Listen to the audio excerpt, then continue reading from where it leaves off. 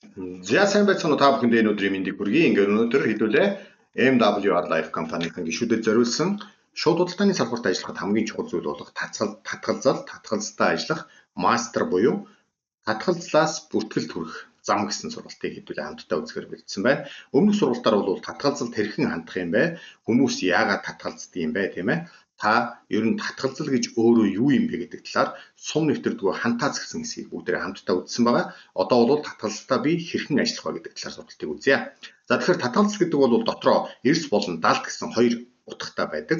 За эрс татгалзал бол ойлгомжтой, хүмүүс маш их эсэргүүцдэг, гарын хөдөлгөөнөөр илүүтэй их ялгадаг. Ёстой тийм байхгүй шүү найз нь. Ёстой энийг хийхгүй ч гэдэг юм уу те. Иймэрхүү байдлаар бол эрс татгалзлын шинж илэрдэг. Далд татгалзал гэдэг бол жишээ нь мөнгө байхгүй. Надад одоо ихлүүлэх мөнгө алгаач гэдэг юм уу. Аль эсвэл далд татгалзлын хүрээнд бол зав байхгүй те.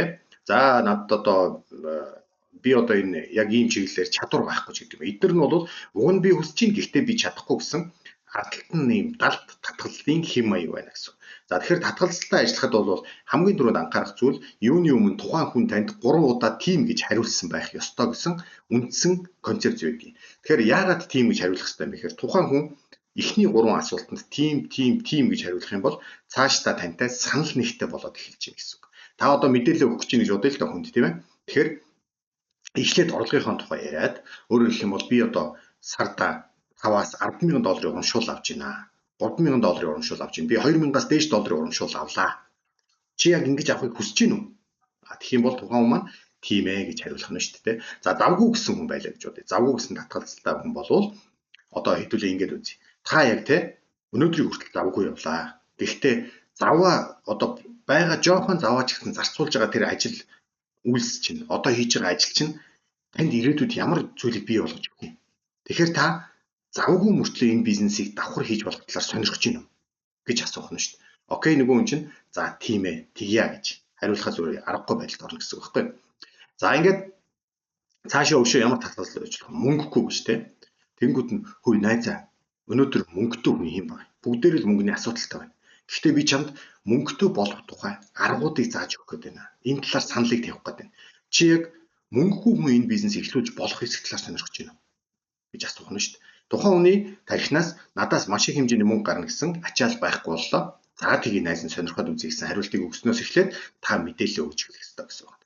За өшөө та бүхэн маань энэхүү сургалтын дор ямар татгалзлууд байдаг талаар дэлгэрүүлээд ингээд бичээрэй. Тэгэхээр татгалзал гэдэг зүйл маань эрс болон далд татгалзалтай байдаг. За тэгвэл эрс татгалзлаа гэж бодъё. Тухайн хүмүүс маань эрс татгалзах юм бол та хүн бүртгүүлэх урлаг гэдэг дараагийн сургалтынхаа слайд руу шилжих ёстой. За энэс өмнө хэдүүлээ татгалзлыг яаж хүлээж авах вэ гэдэг дээрээ жижигхэн зүйл ярьчих. Сэтгэлдээ хэтэрхий ойрхон хүлээж авч болохгүй.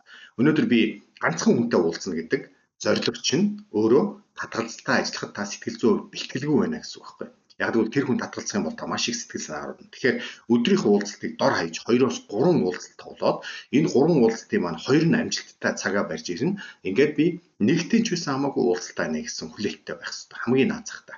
За үгийг нь дуустал сонсох хэрэгтэй гэж тийм. Тэгэхээр энэ маань юу хэлж байгаа юм бэ гэхээр тухайн хүмүүс маань өөрсдөө маргаан үсэх гэдэг талтай. Яг уулзалт анхны уулзалт хийлээ нөгөө хүмүүс маань урд дээрээ сайхан суулаа. Эхнээсээ таныг жоох эсэргүүцээд эхэлнэ. Эсэргүүцээр эхлэнгүүд нь бид нар яадаг вэхээр давж гарахын тулд маргаан үсэх гэдэг байна. Тэгвэл та тэр маргаан тулд давж гарч чадна. Яг тэгвэл танд мэдээлэл, туршлага, шууд худалдааны салбарын маш их одоо нөөц байж байгаа тийм. Тэгэхээр та маргаанд магадгүй тэр хүнийг мад хийгээд гарчиж болно.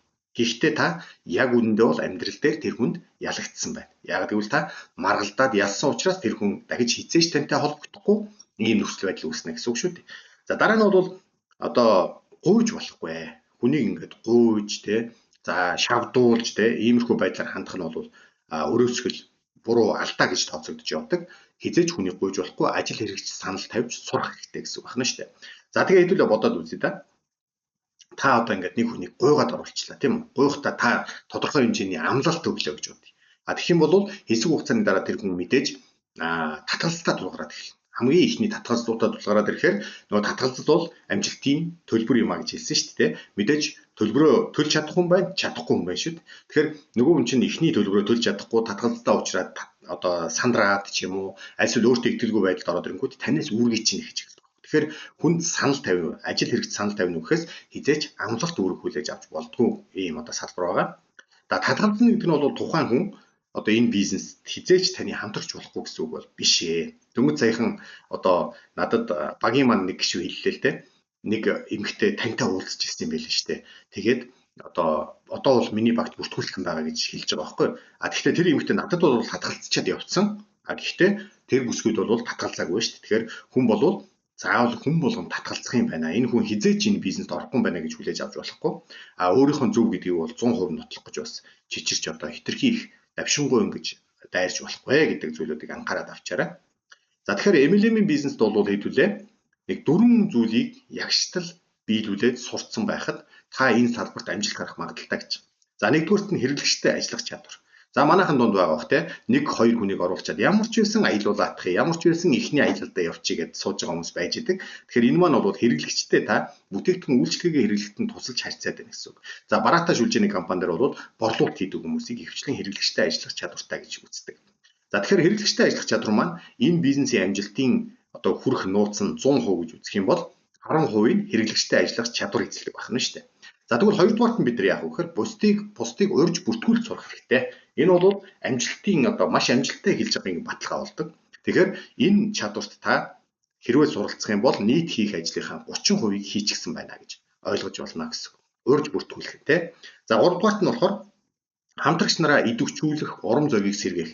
Дөнгөж сая одоо MWR Life компани хээрийн сургалт семинар боллоо. Тэмцээн уралдаантай хөгжилтэй те сайхан ийм арга хэмжээ болсон. Тэгвэл энэ арга хэмжээ ч гэсэн хамтрагч нараа идэвхжүүлж урамшуулах нэг төрлийн арга байна шүү дээ. За дээрэс нь яг хэдүүлээ бас өөрсдийнхөө ам хэлээрээ уулзаад, ярилцаад, анхны алдаанууд дээр нь дүгнэлт хийгээд хамтдаа ихний уулзалтуудыг хийгээд хамтрагчаа бас урамшуулж сурах хэрэгтэй гэсэн. Энэ маань бол нийт амжилтын бас 30% эзэлнэ гэсэн. За дөрөвдүгээрт нь бол дээрх бүх зүйлүүдийг багийнхантаа дамжуулах. За та бүхэн мэдэх бах би анх MWR Winners Team гэсэн группийг нээсэн цагаас эхлээл та бүхэнд бүх сургалтуудыг видео хэлбэрээр хүргээд байгаа тийм. Тэгэхээр энэ маань юу хэлж гинэ вэхээр багийнхныгаа сургах үйл ажиллагаа маань явагдаад байна гэсэн үг. Одоо ч гэсэн оюумай спонсор маань бүр 30 хоногийн спринт сургалт зарлалцсан. Анх бол маш олон хүнтэй эхэлжсэн бол одоо цөөхөн шалгараад үлдсэн байна шүү дээ. Тэгэхээр та хэрвээ энэ салбарт өөрийнхөө чадварыг нэмэгдүүл суралцахгүй бол та нэг тодорхой төвшний чадварынхаа таазан түрээд зогсчдөг талтай шүү. Тийм учраас хэдүүлээ суралцах үйл хэрэгтэй маш их шамдан оролцох ёстой гэсэн санаа байна тийм. За бидний гаргадаг нэг том алдаа байгаа. Энэ бол стандарт ятгалга буюу ороод ирэнгүүт нь шууд танилцж авангуудаа мэдээлэл өгөх эхэлдэг. MWR Life гэж эхэлдэг. Гэтэл таны өмнө ямар ч хүн сууж иж болно. Хүсэл мөрөөдөлгүй, зориггүй болцсон тий. Аль эсвэл нэг ажилдаа одоо хитрхи удаан хугацааг зарцуулснаас олж тэрэндээ автаад өөр зүйлүүдийг харж чадхаа болцсон олон төрлийн хүмүүс одоо таны урд сууж байгаа гэдгийг та бас бодож үзэх хэрэгтэй. Тэгэхээр стандарт ятгалаг гэдэг бол амжилтгүй уулзалтын эхлэл байдгийг шүү. Шууд компани танилцуулаад эхлэхээс өмнө тэр хүнтэй заавал ярилцаж уулзах хэрэгтэй. За энэ татгалзалтай ажиллах мастер хүн бүртгүүлэх урлагийн одоо энэ сургалтын төвшөнд бол та бүхэн маань миний бусдад өгдөг танилцуулгыг хараарай. Зарим хүмүүс ямар хэрэгтэй гэж энэ залуу өөрийнхөө амьдралыг яриад байгаа юм. Ямар хэрэгтэй гэж тэр одоо гэр бүл салснаа яриад байгаа. Ямар хэрэгтэй гэж энэ залуу олон хүнд одоо олон улсаар аялснаа яриад байгаа. Ямар хэрэгтэй гэж таксины жолооч байснаа яриад байгаа. Арааманд ажиллаж байснаа яриад байгаа гэж бодож иж магадгүй. Тэгэхээр энэ бүхэн маань энэ хүн бүртгүүлэх урлагийн сургалтын дистралийн дагуу явж байгаа гэсэн. Өөрөөр хэлэх юм бол миний мэдээллийг MWR Life гэж сонсохоос өмнө тухайн хүн татгалзах шалтгаануудаас салсан байх хэрэгтэй байхгүй. Тэгжиж дараагийн үйл ажиллагаар орно гэсэн. Надтай хүмүүс уулзуулдаг хүмүүс байдаг те. Эхлээд ороод ирэхээр за сайн байна уу? Сонин сайхан юутай байна? Танилцъя. Таны алдар нэр хэн бэ? Тэгээд та аль нутгийнх вэ? За тэгээд одоо ямар ажил хөдөлгөөр эрхэлдэг вэ?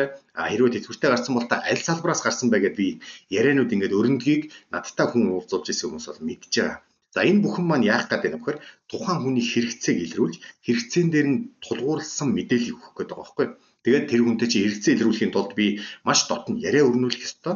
Яриа өрнүүлэх ихний шатууд яг цаг агаар, нас хүйс, нутаг ус, мэрэгжил гээд олон зүйлүүдээр бид нар одоо тэр хүнтэйгээ энгийн яриа өрнүүлэх боломжтой. За тэгээ энэ дээр нэг одоо зүйлийг хатуу ойлгож авах нь юу юм бэ гэхээр тухайн хүн чинь танаас мэдээлэл сонсож ийн гэхээс илүүтэй тантай харилцсан ярилцж ийн гэж одоо ойлголттой байх юм бол шийдвэр гаргахад нь илүү том төлөвлөц болдгоо гэсэн байна шүү дээ.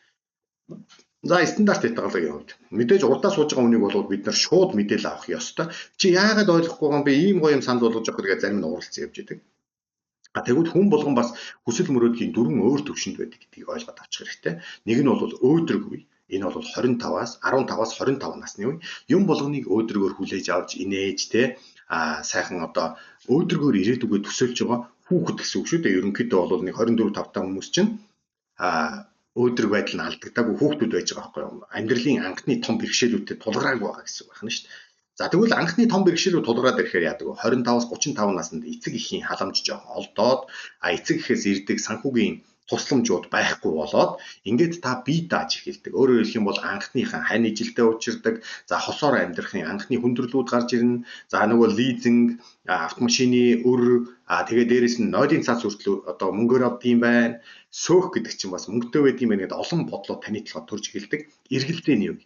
Тэгэнгүүт яадаг вөхөр нөгөө өмнөх өөдрөг байсан үеэ бодох юм бол амьдрал чинь бас тийм ч амаргүй байх шүү гэдэг бодол төрж эхэлдэг үе гэсэн үг байхгүй. За ийм үе дээр зарим хүмүүс явж байгаа таны урд суугаад тантай уулзах байгаа гэсэн үг тийм. За зарим хүмүүс нь бол уцаарлынхаа үе шатан дээр явж идэг. 35-аас 45 наснд ихэвчлэн тохиолддог. Энэ үедээ бол хүн амьдрал нэг л болж өгөхгүй байгааг мэдэрчихсэн, тэрийг амьдралаараа амталчихсан, хөдөлмөрөөрөө бүр тэр одоо нухлагдчихсан тийм. Тэгэнгүүтээ хин нэгэн буруутныг ажигладаг байхгүй. Харамсалтай нь буруутан хаанаас тодордог вэхээр хамгийн ойрын хүрээллээс нь тодорхой магадaltaй. За жишээ нь аав ээжигээ буруутгадаг.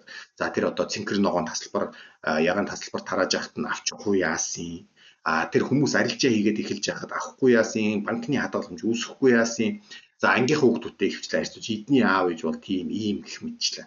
За тэгээд дараа нь бол хань ижил орж ирдэг. Хань ижил энэтэй сууснаас л болж тэглээ. Энэ маань ийм өнкаагүй, арчаагүй, энэ маань хөдөлмөрлөлтгүй, зориггүй гэд ярьж идэх хүмүүс бас олон байдаг те.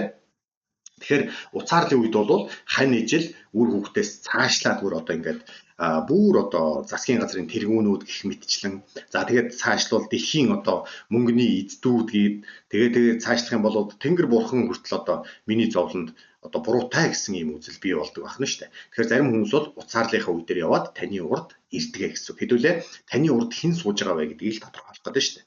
За 3-дугаарт нь бол 4-дугаарт нь бол гүн нойрны үе гэж байдаг. Гээд ингээд нэг идэвхгүй байдлаар сонсч идэг хүмүүс ихвчлэн байдаг ш таны мэдээллийг те. Эдгээр хүмүүс маань яаж ийнө вэхээр нөгөө өөдрөг үеийн дууссан. За нөгөө эргэлзээний үеийн дууссан. Уцаарлын үеийн дууссан. Ингээд гүн нойрныхоо үеийн дээр байж идэх хүмүүс аахгүй. Гүн нойрны үе гэдэг нь юу юм бэ гэхээр буруутныгаа аль үжи олчихсан. Тодорхой миний амьдралд бол энэ буруутай. Буруут нь олцсон учраас тэр хүн яадаг. Тодорхой хэмжээний тайвшрал мэдэрдэг. Ингээд тайвширсан хүн яадаг вэхээр одоо юу ч үйлдэл хийхэ болоод бөөдөн дээрээ тухалж ивдээд ёстой нөгөө тухтай бүсийнхаа хамгаалтын зооныг чангалж өгөөд хэнийг ч нэвтрүүлэхгүй ингээд амьдрах хэм маягийг сонгоцсон байдаг. За тэгэхээр энэ хүн ч гэсэн байж магадгүй гэсэн үг байна шүү дээ. Тэгэхээр бидний урд бол дөрвөн төрлийн хүн сууж иж болох нь. Нэгдүгээрт нь өөдрөг үе, хоёрдугаарт нь эргэлзээтэй хүн сууж иж болно, гуравдугаарт нь уцаарлын үе дээрээ, дөрөвдүгээрт нь гүн нойрны үе дээрээ хүмүүс байж идэг. Харин 5 дугаар үе гэж шат гэж байдгүй. Яагаад гэвэл 5 дугаар үе шат байдгүй нь хүн болгон мөрөөдөлгүй болсон хүн гэж ерөөсөй байхгүй гэсэн үг байхгүй. Тэдний мөрөөдлийг харин хэдүүлээ яах нь гүн нойрноос нь уцаарлал руу уцаарлаас нь эргэлзээнээс нь өөдрөг үе рүү авчирч байж таны уулзалт амжилттай болдог гэсэн үг. За тэгээд надтай анхны уулзалт хийлгэж ирсэн хүмүүс бол олон хүмүүс мэдэндээ заримдаа бас бүтлгүүдэх тохиолдол байлгүй л яг уу. Гэхдээ ихэвчлэн хүмүүс яадаг вэхээр дахиад нэг зүйл болох юм байна. Надад бас нэг боломж байгаа юм байна. Би дэлхийн ертөнцөөр аялж чадах юм байна. Би санхүүгийн нөхцөл байдлыг сайжруулж чадах юм байна гэсэн итгэл үнэмшилтэй болоод гардаг байхгүй. Тэгэхээр энийг хэдүүлээ жинхэнэ мастерын төвшөнд хийж сурнаа гэсэн үг байна шүү дээ. За тэгээ мастерын төвшөнд хийхин тулд яах вэ гэхээр хамгийн түрүүнд хүн болгон таны хамтрагч байх алба байхгүй. Биднэрт бол үндсэндээ зах зээлийн 80% нь оногдож байгаа. 10% нь бол архичин болцсон, муу зуршилд автцсан бүр одоо хэцүү болсон. Яагаад ч заслахгүй болсон. Хэсэг хүмүүс байдаг бол нөгөө 10% нь бол амьдралынхаа ахуй амьдралыг бүгдийг шийдсэн. Аялыг гэвэл тэр хүмүүст одоо сурчлага янз бүрийн одоо юм хийгээд авах ямар ч шаардлага байхгүй. Ийм хүмүүс байж идэг. Үлдсэн 80% нь бол тэр чигээрээ бидний зах зээл гэж ойлгох нэ.